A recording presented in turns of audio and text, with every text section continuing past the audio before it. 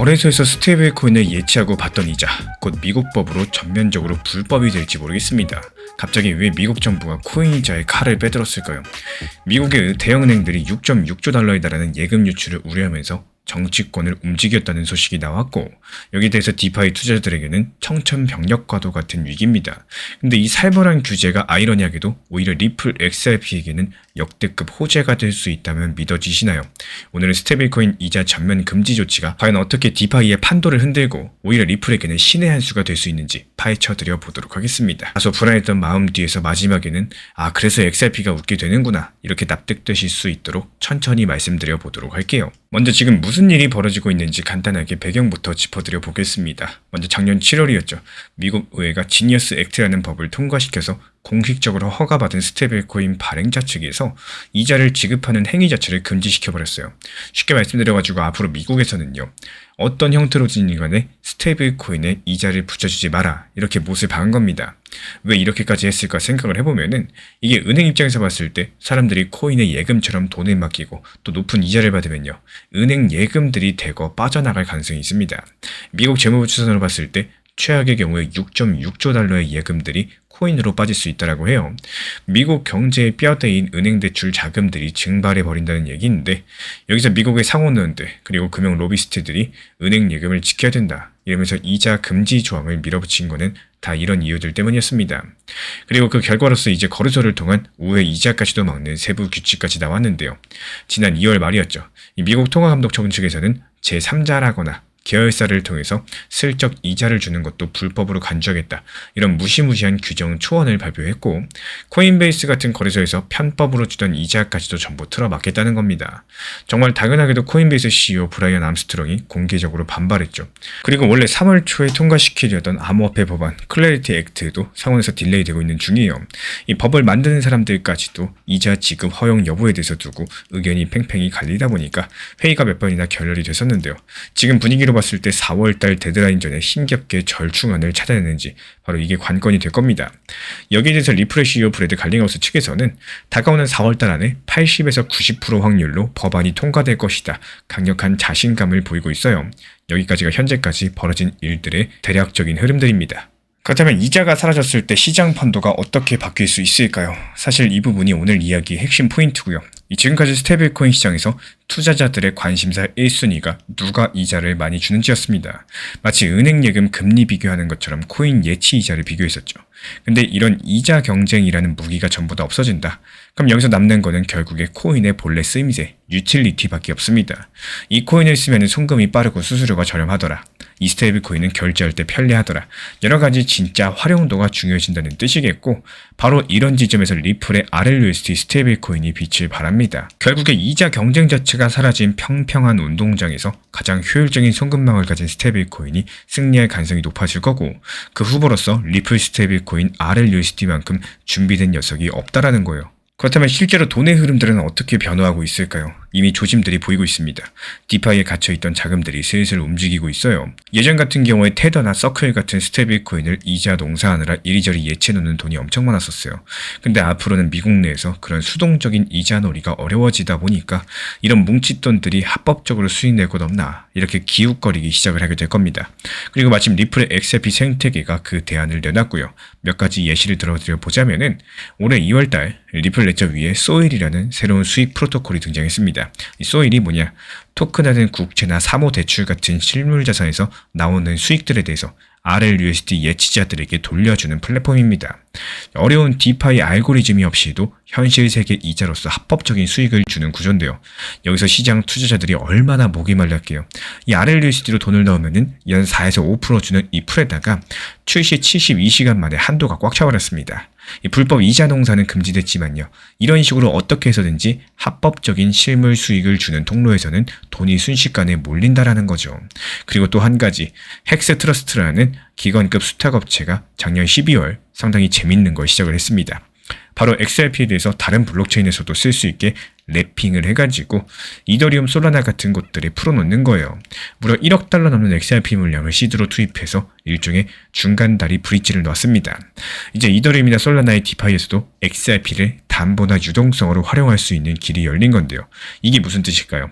전부 다 밖에 흩어져 있던 똑똑한 스마트머니들이 XRP 생태계로 들어올 파이프라인을 깔았다는 의미겠고, 이 과거에 디파이에서 연 20% 수익 줬던 사람들, 이제는 4에서 5% 수익에 만족할까? 이런 의문이라는 반론도 있었지만요.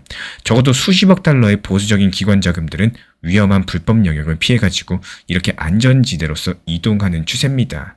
사실상 규제 친화적인 리플 생태계가 디파이 머니의 새로운 피난처가 되어가고 있다는 거겠죠. 그리고 여기까지 들어보면 한 가지 의문이 드실 겁니다. 아니 그래도 테더가 워낙에 넘사벽으로 큰데 리플이 저렇게 잘 준비했다라고 치더라도 테더 왕국을 이길 수 있냐? 이런 질문들 맞습니다. 시가총액 1위 스테이블코인 테더 같은 경우는 현재 1,800억 달러 규모고요. 대부분 미국 바깥 해외 시장에서 돌아다니고 있습니다. 미국 법이 이자 금지해도 테더는 솔직히 비웃듯이 트론이나 이더리움 체인에서 계속해서 굴러다닐 수가 있어요. 여기서 해외 거래소들 같은 경우 이 눈 감고 슬쩍 예치 보상 같은 꼼수를 이어갈 수도 있겠고요. 그래서 회의론자들은 이렇게 말을 하십니다. RLUSD가 아무리 빠르고 규제를 준수한다고 할지라도 테더의 엄청난 네트워크 효과를 단기간에 무너뜨리긴 힘들 거다. 미국이 막으면 어떠냐? 이 코인 판 사람들은 전부 다 해외로 빠져나가서 이자 줄 사람들은 또 줄 거다. 일리가 있는 지적입니다. 이자 금지 조치 자체가 리플한테 무조건 꿀이다? 이렇게 보기에는 섣부로 다른 합리적인 반대 해석이죠. 하지만 제가 왜 그럼에도 리플에게 호재라고 보는지 근거를 대면서 반박드려 볼게요. 먼저 테더랑 RLUSD의 싸움 구도 자체가 다릅니다. 이 테더는 어디까지나 규제 밖에서 돌아가는 코인이고요. RLUSD는 정면으로 규제 안에서 성장하는 코인이요. 이 차이가 시간이 지날수록 커질 수밖에 없는 거고, 전통 금융권의 큰 손들, 은행, 기업들, 이제 규제 불확실성이 없는 쪽으로만 움직이게 되어 있기 때문에 미국이 이번에 신호탄을 쐈다 보니까 다른 주요 국가들도 안정적인 스테이블 코인만 용인하려 들 가능성이 높겠습니다. 실제로 마스터카드 같은 글로벌 기업들 벌써 리플 스테이블 코인 RLUSD랑 파트너십을 맺고 실험에 들어갔죠.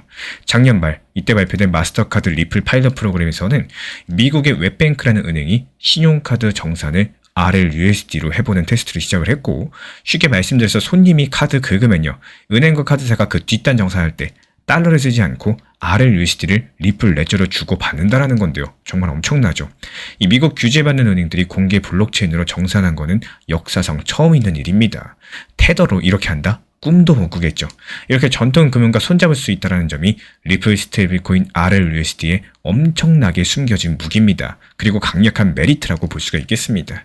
여기서 리플 같은 경우는 지난 10년간 어땠습니까? 전 세계 300개 이상의 금융기관과 네트워크를 쌓아왔었고, 이제 은행들도 이제 코인제도 없고 규제도 명확한데 우리도 한번 사용해볼까? 이런 분위기로 변모하고 있다는 겁니다. 그래서 아까 말씀을 드린 것처럼 은행들이 더 이상 스테이블 코인을 예금의 적으로 볼 필요가 없어졌기 때문인데요. 앞으로 예금은 우리가 이자로 지켜줄 테니까 스테이블 코인은 너희가 기술로 편리하게 만들어봐라. 이런 그림이 됐다는 거예요. 다시 말해서 RLUSD랑 XRP는 당신들 은행 예금 빼앗는 경쟁자가 아닙니다. 오히려 외환송금을 혁신해줄 인프라입니다. 이런 리플랩스 측의 홍보 논리가 이제부터 먹혀들 환경이 갖춰졌다라는 거고, 이런 부분들에서 테더는 명함도 못 내립니다. 말 그대로 규제를 어긴 채 성장하면 어떨까요? 언젠가 칼날이 내려올 위험을 늘 안고 가는 겁니다. 실제로 올해 초 골드만삭스 같은 미국 월가 거물들도 XRP 현물 ETF를 통해서 조용히 XRP를 매수하고 있었는데요. 그 이유도 규제 명확성만 확보되면 뛰어들려고 대기 중인 돈이 많기 때문입니다. 그래서 테더의 독주를 견제할 만한 유일한 대항마, 리플 스테이블 코인 RLUSD가 부상하고 있고요. 이제는 크고 안정적인 자본일수록 테더가 아닌 RLUSD를 선택할 요인이 커졌다는 점이 상당히 중요하겠습니다. 지난 폭락장에서 XRP 1830원 그리고 1900원서 이렇게 두 차례 분할 매수 들어갔던 물량들, 이번에 2200원 단기 매도하면서 깔끔하게 나왔죠. 추가적인 매수 매도 타점 속보로서 받아보고 싶으신 분들께서는 현재 보이는 번호로 연락 주시거나 댓글창 링크 통해서 신청 주시면 확인되는 대로 입장 드리겠습니다. 자, 그렇다면 앞으로의 상황들은 과연 어떻게 전개가 될 수가 있을까요? 앞으로 몇 주 안에 미국 상원에서 시장구조법 클래리티 액트에 대한 극적 타협안이 나올 확률이 높겠습니다. 앞으로 대형 은행들이 원하는 대로 이 거래소나 제3자가 고정이자 지급하는 거 전면적으로 금지하겠다. 확실하게 하는 대신에 암호화폐 업계 요구를 조금 반영을 해서 이 디파이풀에서 변동 수수료를 받는 정도는 허용하겠다. 이런 식의 절충이 지금 가장 유력해 보이고, 그렇게 해서 4월 달에 법안을 통과시킬 가능성이 가장 큽니다. 이 법안이 통과된다. 그렇다면 코인베이스 같은 거래소들은 더 이상 서클치 이자 이벤트 같은 것들을 못하게 되겠죠. 당연히 서클이나 테더에 예치됐던 돈들, 이젠 이자도 없는데 굳이 여겨둘 필요가 있겠나. 일부 이탈을 시작을 할 거예요. 반면에 리플은 어떨까요? RLUSD는 원래 이자를 안 주니까 타격이 없습니다. 오히려 이제 안전빵이 뭔지 알겠냐? 우리는 허가 버튼 스테이블코인이다. 이러면서 기관 손님들을 대대적으로 끌어모으게 될 거라는 거고, 현재 이미 진행 중에 있는 마스터카드 전산망 도입들, 일본 SBI 은행 협력 같은 프로젝트들, 규제가 확정되는 순간 전면적인 상용화 스위치를 켤 가능성이 높겠죠. 디파이 쪽에서도 예전에 테라 사태처럼 위험한 알고리즘 스테이블 코인에 돈 맡겼던 기관들, 이제는 적법한 수익처를 찾아가지고 리플 레저로 하나둘 넘어오겠죠. 헥스 트러스트의 멀티체인 WXRP 파이프라인을 통해서 외부 체인에 박혀있던 유동성들도 리플 레저로 흘러들겠죠. 그럼 결과적으로 어떨까요? 리플 생태계 총 예치자산 TVL이 기하급수적으로 증가하는 결과로 이어지게 될 겁니다. 그렇다면 이에 따른 XRP 수요가 덩달아 폭발을 할 거고, 그렇기 때문에 시장에서 XRP의 가치를 새롭게 평가하는 리프라이징 움직임들이 나올 수밖에 없다는 겁니다. 말 그대로 앞으로 미국발 이자 없는 세상에서 유틸리티로 승부하는 리플이 판을 뒤집는 주인공이 되는 그림이고, 여기서 최대 수혜가 바로 XRP 수요 증가에 따른 가격 폭발이 예상이 되고 있다는 거예요. 결국에 미국의 스테이블코인 이자 금지가 겉으로 봤을 때 코인들 투자자들에게는 악재겠지만, 리플과 XRP는 오히려 역풍을 순풍으로 바꾸는 마치 제갈량의 동남풍이 될 전망입니다. 이자가 사라진 시장에서는 속도랑 비용 경쟁력이 무기가 될 거고요. 또 그 부분에서 리플의 RLUSD랑 리플 레저는 이미 입증된 강점을 갖고 있고, 이 부분에 대해서 설명을 드렸죠. 게다가 앞으로 규제가 명확해진다. 수조 원대 기관자분들 드디어 XRP에 들어올 수 있는 문이 열릴 겁니다. 결국 이 모든 퍼즐이 맞춰지면 리플은 디파이 위기의 승자로서 떠오를 가능성이 높겠고, 그렇다면 이제 진짜 궁금한 게 하나 남겠습니다. 아니 이렇게 되면요, 전세계 1위 스테이블코인 테더가 과연 가만히 있을 것인가? 테더는 어떻게 반격을 할 거고, 이런 변화를 어떻게 맞받아칠 것인가? 다음 시간에 그 숨겨진 카드들 파헤쳐드려 보도록 하겠습니다. 어차피 장기적으로 투자를 생각하셨다면요, 이 하락장은 한 번이 아니라 여러 번 반복해서 찾아올 수밖에 없게 됩니다. 내가 평생 투자하면서 뭐 한 번도 하락장을 겪지 않느냐? 이거는 절대 있을 수 있는 일이 아니겠죠. 그래서 피할 수 있는 구간들이 아니라 투자 시장에서 반드시 겪게 되는 과정이다. 여기에 대해서 말씀을 드리고 싶어요. 그렇다면 중요한 게 뭘까요? 이 하락장을 피하려고 하면 안 되겠죠. 이 하락장을 어떻게 받아들이고 투자의 하나의 수단으로서 어떻게 활용이 가능하겠느냐, 이 부분을 고민해 주셔야 되는 겁니다. 이 많은 분들께서 하락장이 지나고 나서 그때 팔걸, 리플 5,000원일 때 조금이라도 매도해 놓을 걸 후회를 반복하시는 껄무새가 되어버리시는데, 문제는 이런 후회들이 한 번만 하면 좋겠지만 한 번으로 끝나는 게 아니라는 거예요. 이 제대로 정리되지 않는 경험들, 다음 시장에서도 어쩔 수 없이 똑같이 반복될 수밖에 없겠습니다. 그리고 결국에 또 다시 상승장에서 매도를 못 하실 거예요. 그리고 하락장에서 또 같은 아쉬움을 느끼실 거예요. 이런 흐름들이 평생 반복돼서 이어지실 수밖에 없을 겁니다. 이 투자 시장은요, 항상 상승과 하락이 반복되는 구조, 이 부분에 대해서 동의하실 겁니다. 어떤 때는 큰 폭으로 움직임을 보여주기도 하고, 또 어떤 때는 지금처럼 작은 범위 안에서 계속 횡보하는 지루하고 답답한 장세를 만들어내기도 합니다. 하지만 이게 어떤 형태가 됐든지 간에 결국에 이런 흐름들은 계속해서 반복된다는 사실, 이 부분에 대해서 이미 알고 있으신 내용입니다. 그래서 하락장에 대해서 단순하게 피하셔야 될 구간으로 바라보는 것들이 아니라요, 다음 시장을 준비하는 구간으로서 바라보는 이런 시각을 갖게 되신다면은 충분히 앞으로 투자에 있어서 매도 타점에 대한 기준을 다시 잡아보고, 또 비중 조절이나 분할 전략을 점검해보는 것들이 필요하겠다는 말씀을 드리고 싶어요. 이렇게 하락장에서 준비를 미리 해놓으시면은 다음 상승장이 왔을 때 이전과 다른 선택을 할 수 있게 되실 거고, 또 반대로 아무런 준비도 없이 넘어가면은 같은 실수를 어떨까요? 똑같이 반복하게 돼 이런 가능성이 높아질 수밖에 없겠죠. 그래서 결국에 투자 시장에서 중요한 거는 하락장을 내가 피하려고 하는 게 아닙니다. 내가 하락장을 통해서 뭔가를 배우고 또 다음 흐름을 미리 준비하고 대응하고 전략을 짜놓는 이런 마인드들, 그리고 그 준비가 쌓이면 쌓일수록 내가 똑같은 후회에 대해서 점점 더 줄어들 수밖에 없는 거고요. 다음에는 같은 후회를 반복하지 않게 되겠죠. 제가 안내드리는 리플 정보방에서도 리플에 대한 중요 이슈, 브리핑 내용에 대해서 안내를 드리고 있지만요, 이 상황에 맞춰서 오히려 시장이 좋을 때 적당한 단기 고점에서 분할 익절에 대해서 현실적인 수익 실현을 목표로서 안내드리고, 또 반대로 시장이 좋지 않을 때 시장이 더 하락할 거라는 공포에만 움츠리고 있는 게 아니라 오히려 매수 타점으로 좋은 시장이라는 이런 뜻과 같기 때문에 분할 매수에 대해서 안내를 도움드리고 있습니다. 내가 같은 만원으로 리플이 5,000원일 때 2개 매수할 수 있겠지만요. 2,000원일 때는 오히려 5개를 매수할 수 있고 시장이 좋다고 해서 급하게 추격 매수 안 하셔도 조금만 기다려 보시면 시장이 오히려 내가 원하는 매수 타점까지 내려오는 경우가 있기 때문에 이런 구조에 대해서 반드시 알고 가셔야 된다라는 말씀을 드리고 싶어요. 리플 XRP 투자에 있어서 이제는 투트랙 전략이 반드시 필요해지고 있습니다. 무턱대고 몰빵하거나 반대로 또 손 놓고 기다리는 시대는 끝났어요. 첫 번째 트랙은 매달 분할 매수하시면서 시장이 빠지든 말든 일정 비중으로서 리플을 꾸준히 모아 나가시는 겁니다. 이거는 시간과 리스크를 분산할 수 있는 가장 효율적인 전략인 거고, 그리고 두 번째 트랙은 남은 현금 비중으로 알트코인 단타로서 굴려나갑니다. 수익이 나면은 그거를 다시 리플에 재투자하시면 되는 거고, 이게 바로 수익을 만드는 순환 매수 전략이 되실 거예요. 그런데 여기서 중요한 거는 단타 하실 때 조심하셔야 되는 거예요. 단타 매매 중독되면 끝장입니다. 이 매매 중독을 절대 조심하셔야 되는 거고, 예를 들어 가지고 시장이 과열인데도 지금 아니면 기회가 없다, 이런 조급한 생각에 RSI 지표가 이미 고점인데도 불안해서 또 들어가고 결국에 수익은커녕 손실만 쌓이게 되실 겁니다. 그래서 저희 채널 차원에서는 한 가지 원칙이 있습니다. 확률이 높은 날만 진입을 하세요. 그리고 시장 전체가 과매도 구간일 때, 비트코인 기준 RSI가 바닥을 찍을 때, 그때 알트코인 중에서 최근 거래량이 급등한 종목이 과매도의 경우 MACD, 볼린저 밴드,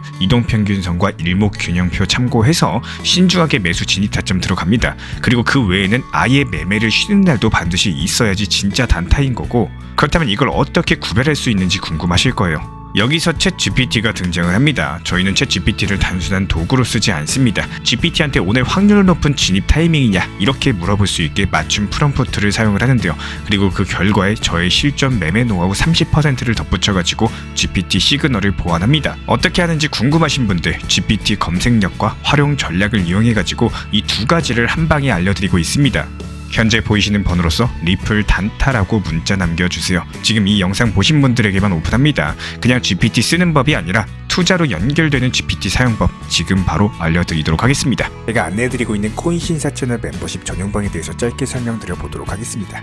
리플, 암호화폐 시장에 대한 중요한 이슈, 그리고 브리핑이나 시장의 흐름에 대한 전문적인 분석 내용 설명과 함께 차트상의 기술적 분석, 온체인 지표와 투자 심리에 대한 내용들을 같이 안내 도움드리고 있고, 가장 중요한 투자 심리를 컨트롤하기 위해서 포트폴리오의 구성에 대한 노하우, 투자 심리 컨트롤에 대한 내용도 같이 안내드리고 있습니다. 코인 신사 스터디 멤버십 가입하신 분들께서는 아래 번호 혹은 신청 링크 통해서 남겨주시면 제가 연락드리고 있고, 안내 설명과 함께 신사 채널 리플 전용 멤버십 방에도 입장 안내 설명드리고 있습니다.